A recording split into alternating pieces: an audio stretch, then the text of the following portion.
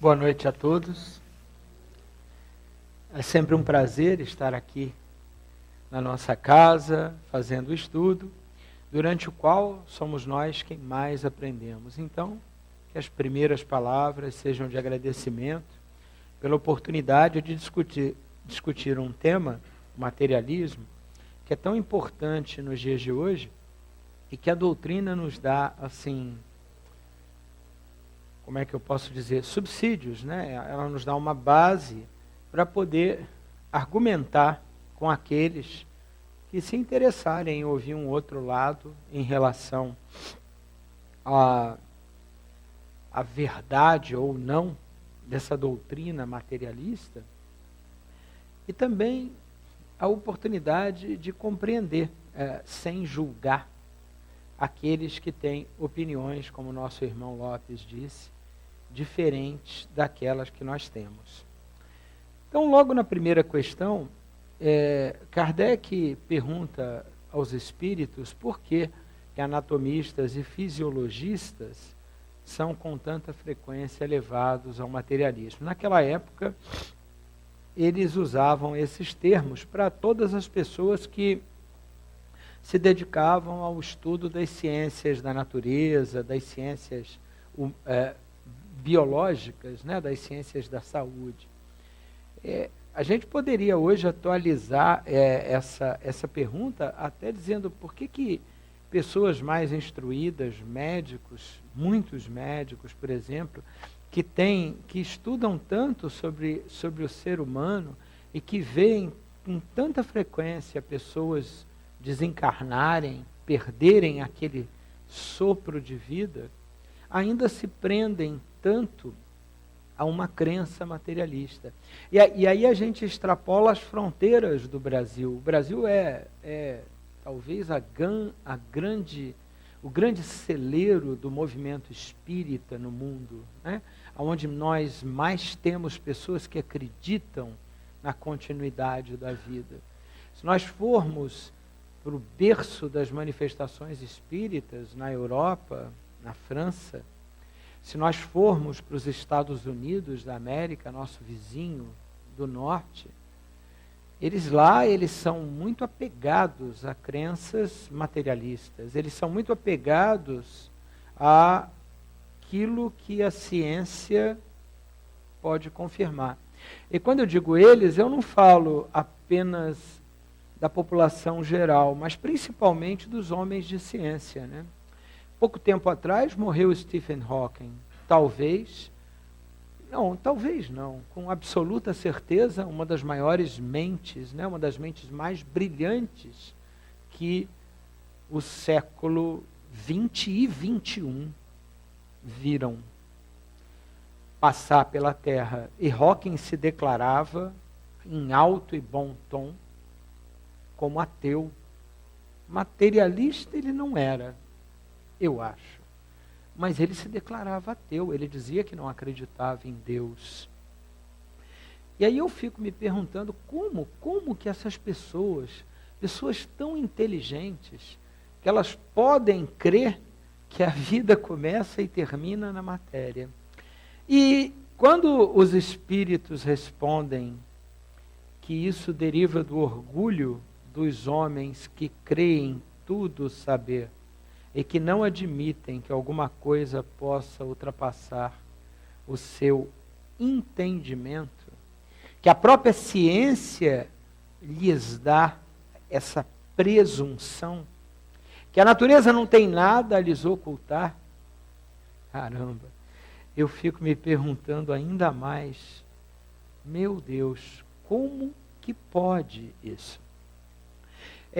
Miramês, o espírito Miramês, no livro Filosofia Espírita, ele comenta cada uma das questões do livro dos Espíritos.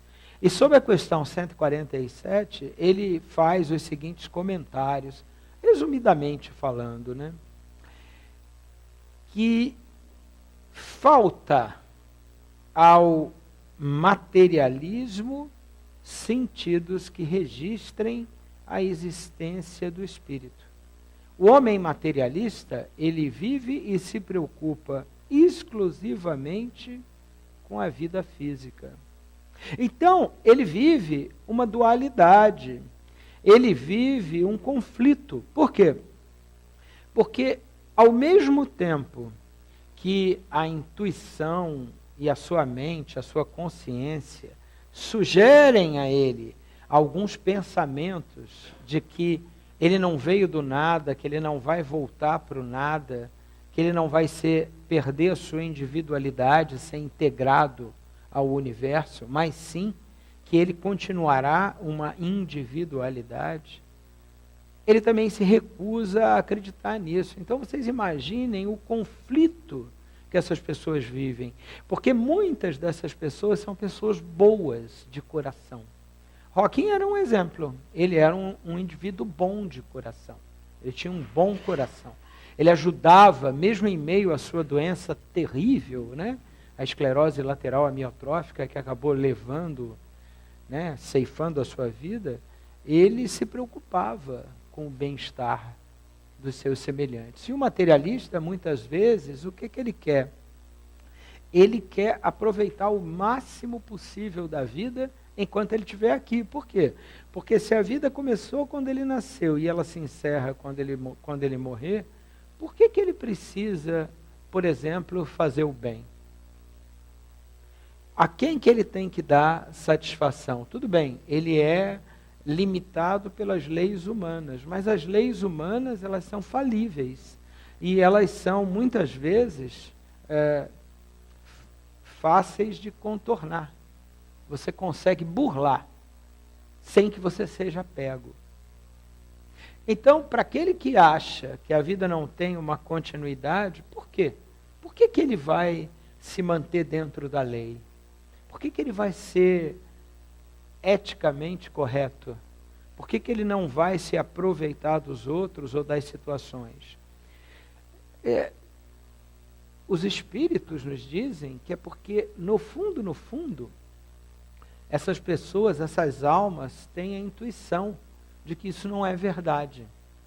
Têm a impressão de que existe alguma coisa que lhes foge aos sentidos, que eles não conseguem compreender, ainda que eles neguem, e aí eles recuam e temem um pouco em tomar atitudes que depois eles possam vir a se arrepender.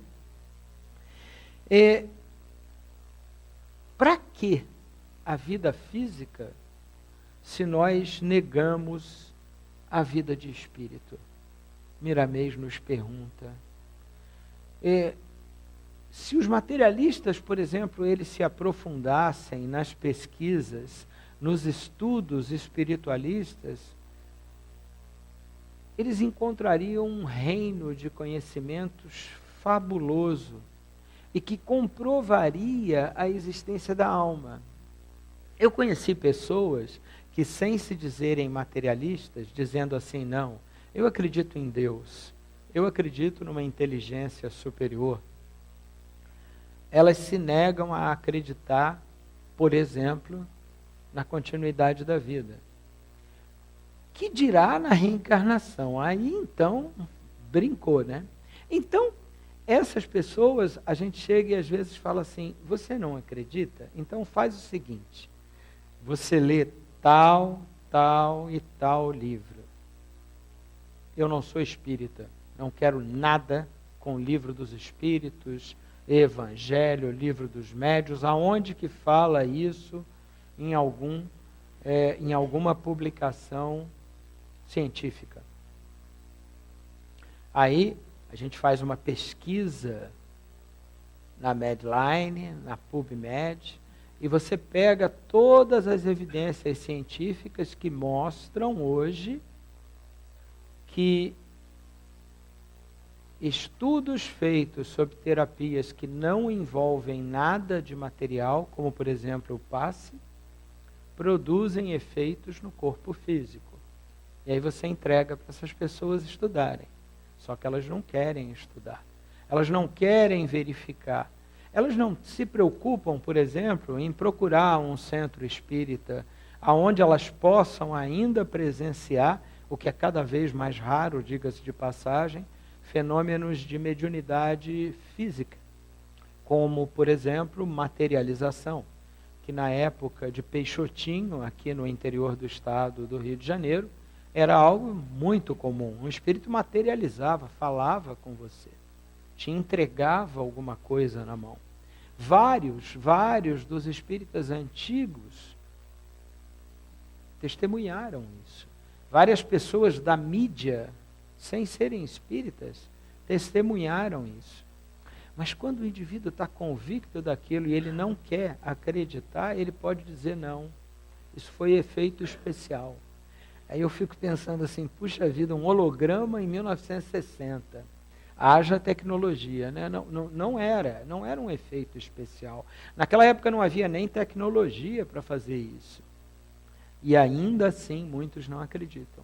O próprio irmão Jacó, Frederico Figner, né, que foi um grande divulgador da doutrina espírita, só passou a acreditar nos fenômenos espíritas quando ele viu a sua filha materializar num centro espírita, por intermédio de um médium, e falar com ele, dando provas de que era ela mesma, falando coisas que só ela poderia saber, que ninguém daquele centro, distante de onde ele vivia, poderia ter a menor ideia disso. Mais Tomé do que isso, impossível. Ver para crer, tocar para crer, ouvir para crer. Nós estamos falando de um dos que se tornou um dos maiores defensores da doutrina espírita, divulgadores da doutrina espírita. Então, o materialismo, ele como que se infiltra por entre a nossa sociedade. E à medida que nós nos tornamos mais e mais instruídos, ele mais e mais vai fazendo os seus adeptos. Miramês também nos diz, e isso eu achei muito interessante, deixei até grifado, que negar o que não se compreende é conduta dos nécios, estúpidos, imbecis, ignorantes. Estudar o que não se sabe é dever dos espíritos inteligentes. Então, a partir do momento em que você lida com uma verdade que escapa aos seus sentidos físicos, qual a conduta do verdadeiro cientista? Estudar, tentar encontrar evidências que possam comprovar a verdade ou a mentira dessa afirmativa. Isso foi o que fez Sir William Crook na Inglaterra, nos primórdios da doutrina espírita. Isso foi o que fizeram vários outros cientistas que o sucederam. Alguns deles não eram espíritas. Um dos maiores exemplos de alguém que acreditava profundamente na continuidade da vida e várias vezes apregoou isso em alto e bom tom foi Albert Einstein, né? Se Stephen Hawking foi uma das mais brilhantes mentes que nós já conhecemos, Einstein estava ali, um pouquinho na frente dele, talvez. Então, o brilhantismo do grande cientista alemão se perpetuou através das suas informações, aonde ele dizia que ele acreditava que havia um governador supremo, uma inteligência suprema, que deu origem a todos. Aonde ele dizia que a sabedoria, o saber, a inteligência sem amor de nada vale. Ou seja, à medida em que nós encontramos também aqueles que negam a existência do Espírito, em paralelo nós temos muitos que defendem a mesma. E os homens que estudam o corpo humano? Por quê? Por que eles passam a negar a existência de uma vida impalpável, de uma vida imaterial? A maior parte das vezes é porque eles realmente são tomados pelo orgulho do saber. Você começa a saber muito, você começa a ficar muito instruído sobre alguma coisa, você começa a perder a fé. Então, uma vez, eu lembro de estar ouvindo um programa numa rádio. Na realidade, eu estava lendo sobre um caso que aconteceu num programa de rádio, onde o escritor, até eu achei super interessante, que eu não consigo lembrar o nome, ele estava dizendo que ele estava desconstruindo a ideia de Deus, porque ele não acreditava naquilo. E era um homem muito inteligente, a argumentação que ele colocava, eu chegava às vezes até a sorrir, porque era uma argumentação assim, lógica, encadeada, bem fundamentada. Aí entra na rádio, segundo o relato dele, um indivíduo muito simples, uma pessoa bem do interior, assim, sem nenhuma cultura. E aí ele faz a seguinte pergunta a ele fala assim: moço, o senhor parece ser uma pessoa tão inteligente, né? Aí ele fala: muito obrigado, tá? Pois é, eu não tenho nada, moço. Eu não tenho absolutamente nada. Eu trabalho de sol a sol, eu levanto antes das 5. Faço um trabalho braçal e trabalho na maior parte dos dias no cabo da enxada. A única coisa que eu tenho para mim dentro do meu coração, que ninguém me tire, é a minha fé. O senhor vai tirar isso de mim? E aí ele diz que ele para na hora no programa, Ele pensa, para, e ele sente assim um frio gelado percorrer ele, E aí ele pensa assim: meu Deus, eu estava tirando daquela pessoa tão simples, tão humilde, a única coisa que fazia ela se agarrar à vida, que fazia ela acreditar no amanhã. Ela não tinha nenhuma perspectiva, e eu estava tirando isso dela. E aí eu me calei, eu não consegui mais falar, eu pedi desculpa a ele e eu me calei. Eu não mudei as minhas crenças, eu continuo não acreditando em Deus, mas eu passei a respeitar que outras pessoas acreditassem e a não mais fazer com que elas desacreditassem. Isso já foi um grande passo desse moço, desse escritor, desse cara culto, em direção a um esclarecimento. E esse passo não foi dado por alguém que tenha tido uma inteligência igual ou superior a dele, e sim por alguém analfabeto, que falou para ele que ele estava tirando dele a única coisa que o mantinha apegado à vida.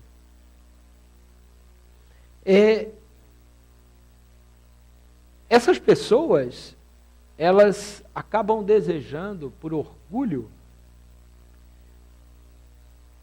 se focar nos efeitos, esquecendo a causa primária de todas as coisas. Por quê? Porque quando você vai procurar a causa primária, você sempre bate no desconhecido. Como que nós fomos criados? Nós fomos criados pela junção de um espermatozoide com um óvulo que gerou lá um zigoto, um embrião, depois um feto, um neném, nascemos, nos desenvolvemos. Tá bom. Como que foi produzido o óvulo espermal? O óvulo foi produzido no ovário das mulheres, o espermatozoide no testículo. Como é que foi produzido o corpo humano? Bom, o corpo humano, irmão, eu queria que você me explicasse como que foi a gênese de todos esses sistemas que trabalham em harmonia. Por que que até hoje nós não conseguimos replicar com tecnologia nenhuma o funcionamento da mão ou do cérebro? Por que que nós não conseguimos fazer o movimento de pinça entre o polegar e o indicador de forma tão perfeita na máquina? Por que animal nenhum é capaz de fazer isso, só o ser humano? Por que que no cérebro a área do polegar e da mão tem uma representação deste tamanho, encontra uma representação pequenininha do tronco, por exemplo, e dos membros inferiores. Como que isso se processou? Vamos mais ao fundo.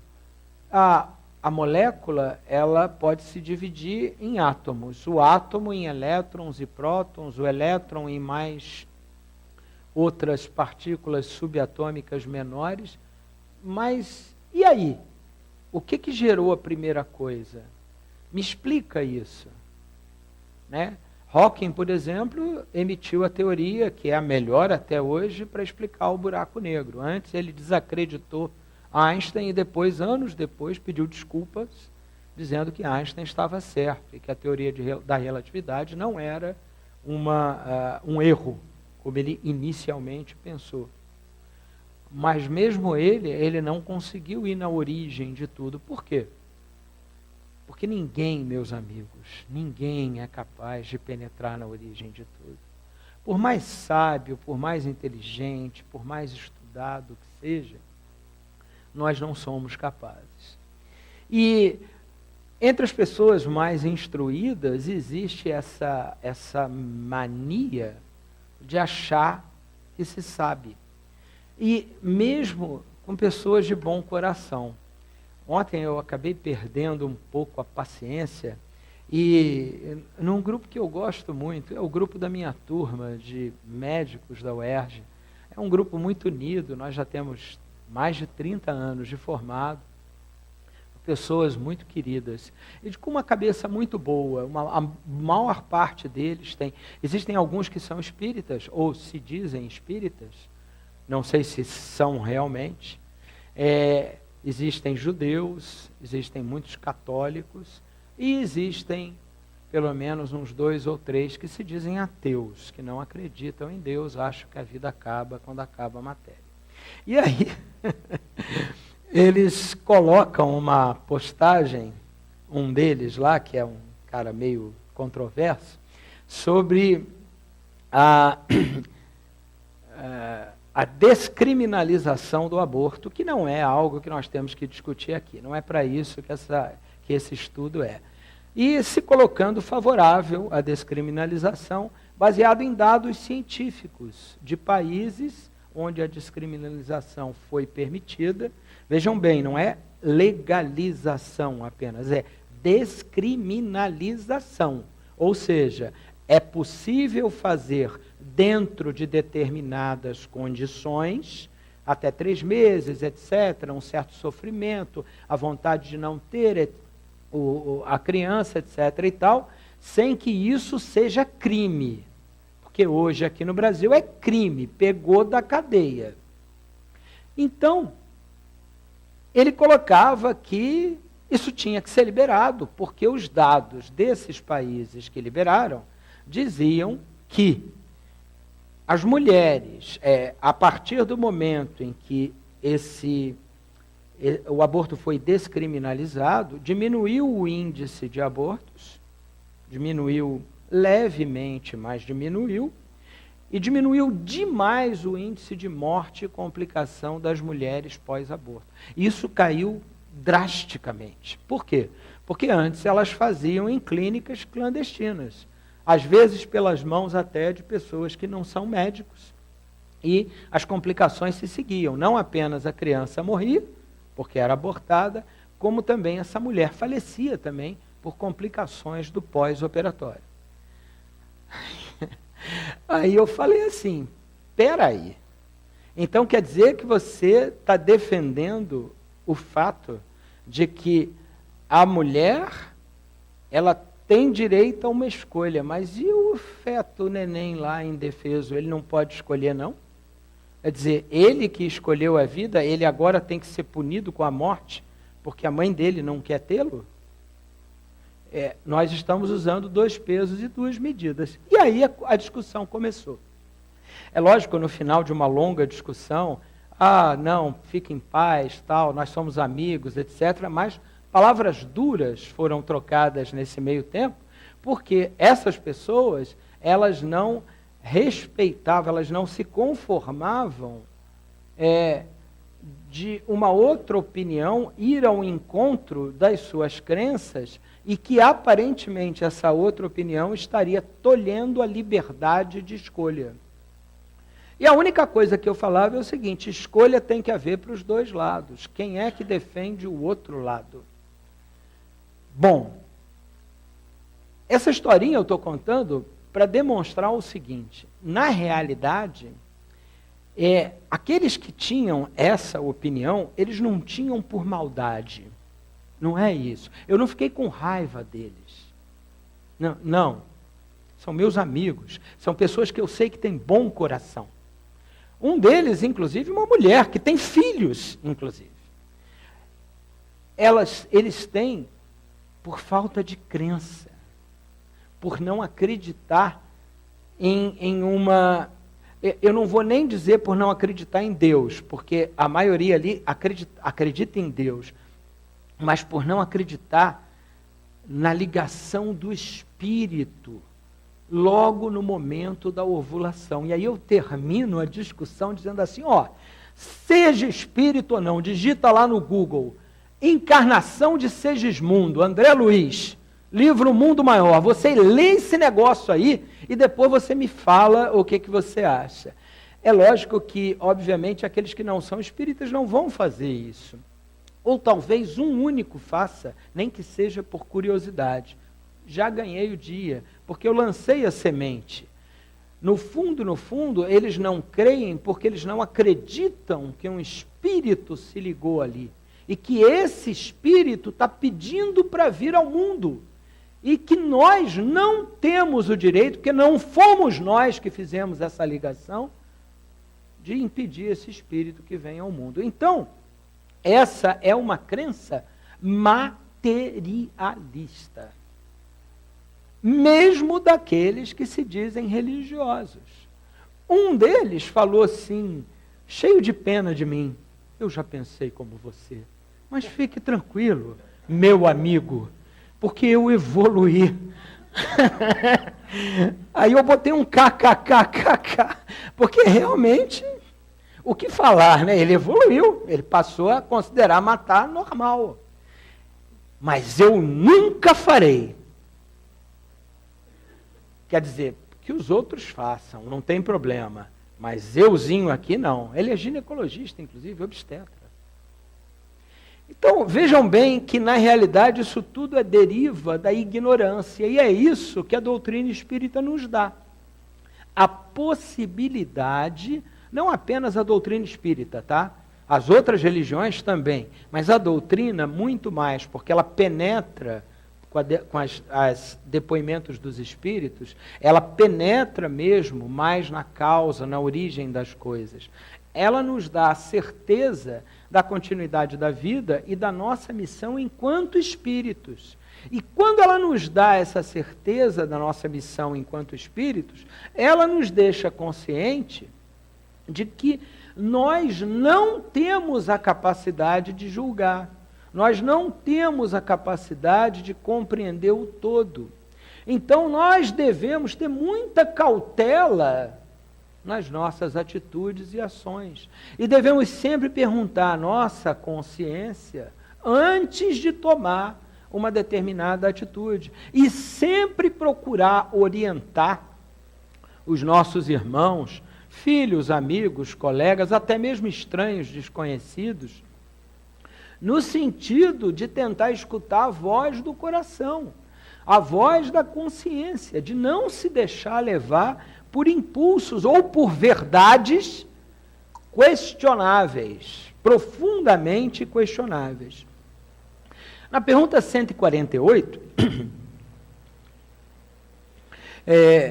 os espíritos são inquiridos por Kardec. Não é lamentável que o materialismo seja consequência de estudos que deveriam, ao contrário, mostrar ao homem a superioridade da inteligência que governa o mundo? Deve-se daí concluir que os estudos são perigosos? Óbvio que não. que é como os espíritos respondem.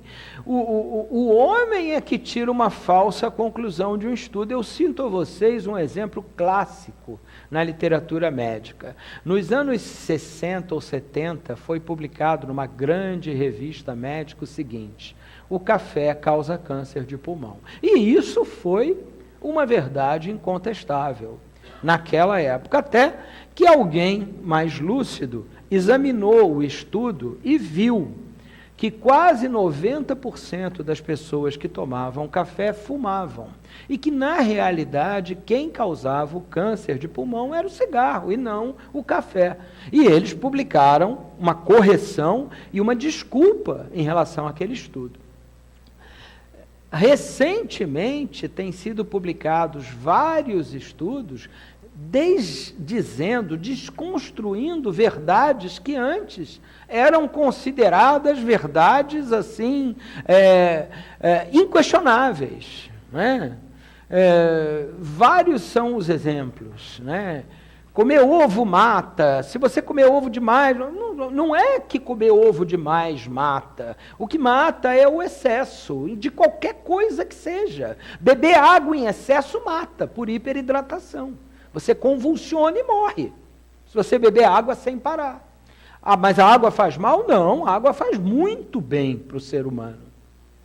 Mas tudo em excesso é ruim. Então, essas verdades, elas devem sempre ser questionadas, e os homens, eles podem concluir aquilo que eles desejarem, dependendo da forma como cada um olha o estudo. Os espíritos também dizem uma coisa muito interessante nessa resposta, que o nada, quer dizer, a sensação de vazio, a falta de explicação, amedronta muito mais os materialistas, né, do que parece. A maioria deles são mais fanfarrões do que bravos, do que corajosos, né? E só é materialista porque nada possui para preencher esse vazio. E que qualquer tábua de salvação que a gente possa estender a eles, eles rapidamente vão se agarrar. E eu fico me lembrando de várias vezes que eu vi pessoas desencarnando e que, quando elas estavam mesmo nos seus estertores, são 12 anos de plantão em terapia intensiva, então eu vi muito isso. As pessoas se desesperavam e elas pediam ajuda e elas queriam acreditar em qualquer coisa. Para onde eu vou? O que vai acontecer comigo? Meu Deus, aquele que nunca acreditou em Deus, né? Meu Deus, me ajuda, né? E aí você vê desfilar na sua frente como um filme, a sua vida inteira. E você começa a se questionar: puxa vida, o que eu fiz até hoje de bom que vai me garantir, para onde quer que eu vou, uma entrada que não seja ruim? Pelo menos que não seja ruim. Será que eu vou reencontrar os entes queridos que se foram antes de mim? Será que a minha vida vai continuar de uma forma diferente? Ou será que simplesmente tudo acabou? Então, o estudo sério, ele não vai nunca levar o homem ao materialismo. Quem pesquisa com sinceridade, é lógico que vai encontrar a verdade. O homem que se considera um homem inteligente, ele não pode aceitar que alguém invisível, por exemplo, esteja lhe inspirando a fazer algo de especial no que se refere à humanidade. Ele tem que realmente mergulhar no estudo para descobrir o porquê que as coisas acontecem. Mas ele tem também que ter a humildade para entender que nem tudo ele vai ser capaz de saber.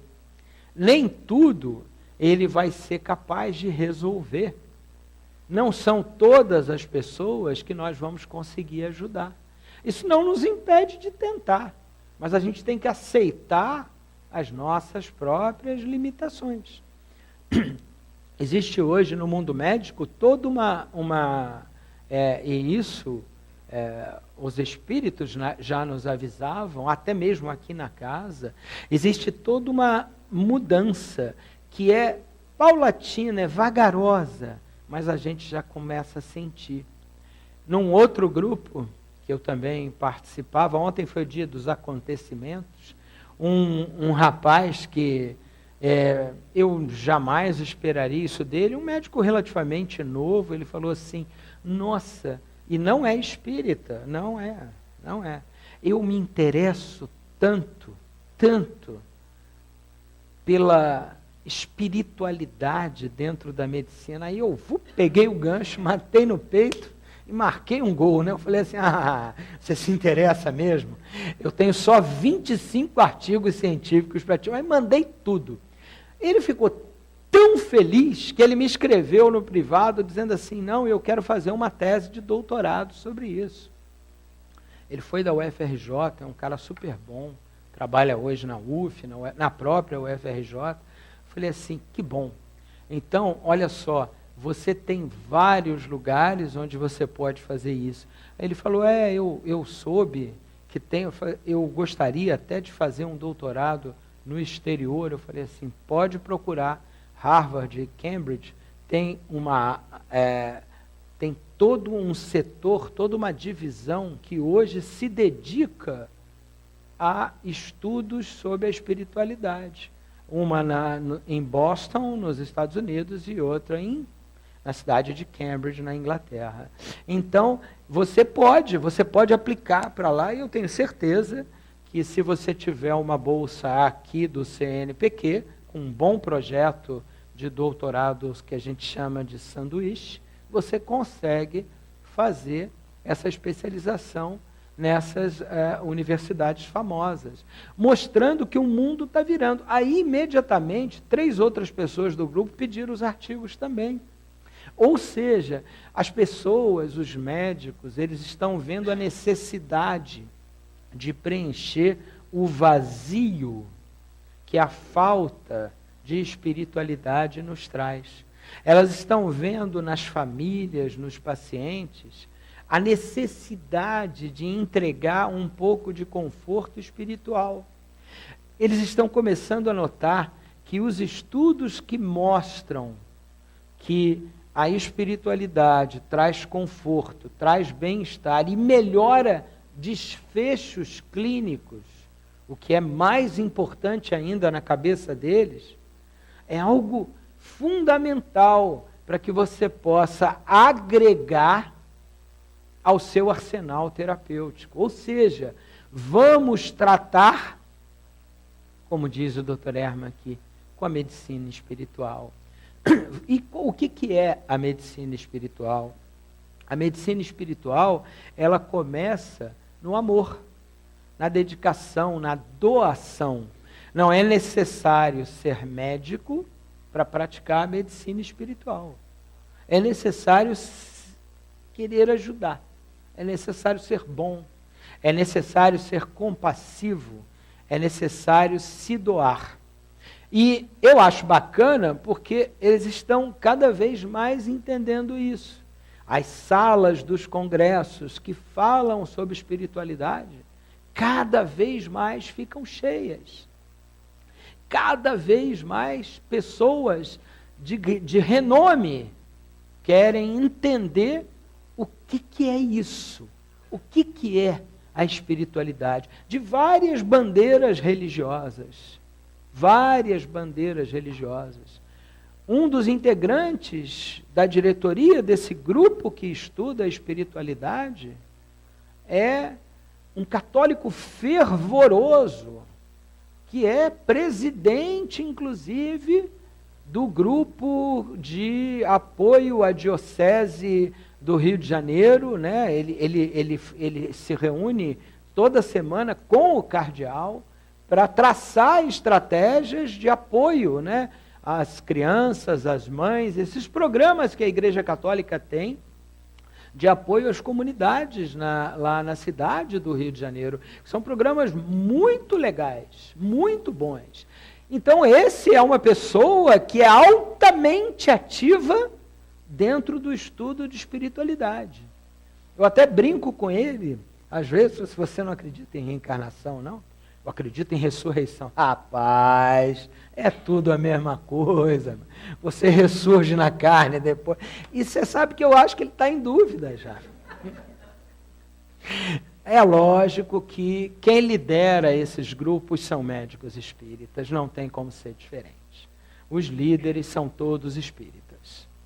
Tanto o rapaz de São Paulo, quanto do Rio, Rio Grande do Sul, todos espíritas. Mas são espíritas que têm uma cabeça muito boa, aberta, que agregam, chamam os amigos e os companheiros das outras religiões e dizem: venham, vamos estudar juntos, vamos entender, pedem para que nós que somos chamados para falar, não falem em doutrina espírita, demonstrem os benefícios da espiritualidade. Mas, no fundo, a gente nunca pode deixar de falar um pouco da doutrina espírita. A gente nunca consegue deixar de falar daquilo que ela nos ensina. Então, mesmo que a gente não nomeie, a gente coloca conceitos que a doutrina nos apresenta. A gente coloca como que se processa o benefício que o indivíduo adquire com a terapia de passes magnéticos. A gente mostra as evidências de como o esclarecimento sobre o que pode ter acontecido em tempos passados, para você não falar de vidas passadas, dos quais não nos recordamos mais, e todos os médicos acreditam nas terapias de vidas passadas, pelo menos aceitam ouvir sobre isso, como que isso pode estar afetando o nosso presente. Ou seja, existem formas menos agressivas de você colocar o seu ponto. E de você, com isso, ir plantando a sementinha no coração dessas pessoas que são formadores de opinião. Quantas e quantas vezes, ao ir para o Espírito Santo, onde eu praticamente fui criado, onde meu pai nasceu e de onde minha esposa é, quantas e quantas vezes não tive debates interessantíssimos com padres muito queridos, alguns que frequentam a casa das minhas cunhadas, que são catolicíssimas, e conversando com eles, mas vocês não acreditam nos espíritos? Eles fizeram teologia, gente. Eles sabem muito mais do que a gente diz. Mas muito mais. Estão anos na frente. Só que tem coisas que eles não podem falar, porque a igreja não o permite. Né? É uma questão doutrinária, onde existem interesses financeiros também por trás. Então, para vocês verem como que as pessoas hoje elas estão cada vez mais conscientes de que a vida espiritual existe, de que ela é uma realidade, que ela influencia na matéria. Se a gente quiser se aprofundar mais nisso, vamos partir para a física quântica e vamos analisar a ação do pensamento sobre a matéria, a experiência dos copos de água, com a mudança do conteúdo do pH, a experiência com as culturas de bactérias, a experiência da dupla fenda, aonde o observador muda o comportamento da partícula, mostrando que a interferência do seu pensamento muda efetivamente a forma como o seu corpo reage a uma droga, ou mesmo a própria direção que o pensamento dá às suas células. Há alguns dias atrás estava todo mundo lá em casa, menos eu, graças a Deus, meio gripado. Aí eu ficava falando para ele assim, conversa com as suas células, pessoal. E a minha mulher já falou assim, você para com esse papo bobo, tá? Porque eu estou conversando, se conversa mais. E insisto com eles, às vezes de uma forma até brincalhona, mas é uma verdade, a gente tem que conversar, a gente tem que mentalizar, A gente tem que tentar fazer com que elas respondam às nossas ordens psíquicas, porque depois de um certo tempo, quando você treinar muito, você começa cada vez mais a ter sucesso nisso. Isso muda tanto que existe hoje uma experiência onde se colocam eletrodos no córtex motor primário, aqui no cérebro, que é o córtex frontal, e o outro eletrodo ou no outro córtex motor ou na região supraorbitária, e se emitem correntes contínuas. E essas correntes, que são bem baixinhas, você mal percebe, às vezes você sente só uma coceirinha, elas vão estimulando as células do cérebro a se recuperar. Elas estimulam uma coisa que a gente chama neuroplasticidade, o desenvolvimento de novas conexões. Isso daí, sabe quando que atinge o melhor efeito? Isso já está provado. Mais de 1000 trabalhos publicados. Quando você mentaliza o movimento, quando você mentaliza a ação. Então, por exemplo, eu não tenho capacidade de mover direito o meu braço. Eu vou fazer aquele tratamento e eu vou mentalizar o movimento do braço. À medida que o tempo vai passando, 10 sessões é o básico, eu cada vez mais consigo movimentar. Quando vocês viram os americanos virem nas Olimpíadas do Rio de Janeiro, vocês viram eles com os headphones. Pois é, não eram headphones. Isso foi declarado depois pelo Comitê Olímpico, porque isso não é doping. Eram aparelhos que faziam essa estimulação e eles mentalizavam a largada na natação e as braçadas. E eles ganham essas elites por milissegundos. Então eles estavam fazendo um estímulo antes da prova. Ou seja, o pensamento, a ciência já mostrou isso, ela muda a forma como o corpo se comporta. Se o pensamento muda a forma como o corpo se comporta, e o pensamento é gerado pelo espírito, porque o pensamento não é gerado pelo cérebro. Na hora que a gente morre, acaba o pensamento. O espírito comanda o corpo, gente. E aí? Não é verdade?